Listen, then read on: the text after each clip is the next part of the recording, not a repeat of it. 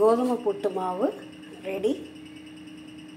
மாவில் கோதுமை புட்டு மாவு இது. இதில் வந்து நான் லைட்டாக ஒரு சொட்டு உப்பு போட்டிருக்கேன். போட்டுட்டு தண்ணி வந்து பச்சை தண்ணியை இப்படி தண்ணி ஊற்றி நல்லா இப்படி உதிரியாக ஊற்று கலட்டணும். தண்ணி இப்படி ஊற்றணும், கொஞ்சமாக மேலே ஊற்றணும். அப்புறம் மாவை எடுத்து பரட்டி விடணும்.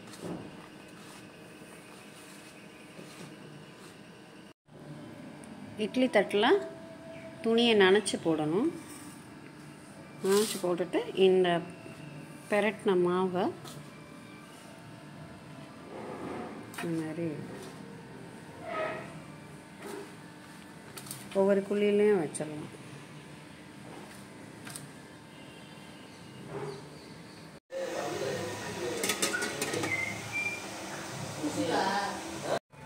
ஒரு 10 நிமிஷத்தில் வெந்துடும். இது அவிச்சதில் எடுத்து போட்டிருக்கேன். இந்த உலக்கில் வந்து பாதி இது சுகர் போட்டுக்கலாம். எவ்வளோ மாவு போடுறோமோ அதுக்கு பாதி தான் சுகர் போடணும். ஏலக்காய் தூள்,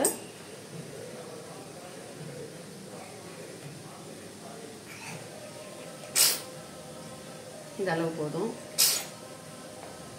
தேங்காய் திருவி வச்சுருக்கேன். உப்பு வந்து நான் மாவில் பெரட்டினதுனால இது போதும். ஸோ ஒரு டேஸ்டான கோதுமை புட்டு ரெடி ஆயிடுச்சு.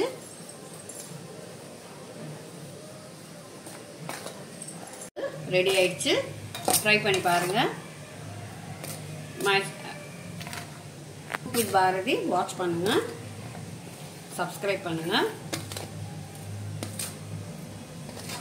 இது ரொம்ப ஒரு 10 நிமிஷம் வேலை தான், சத்தானது.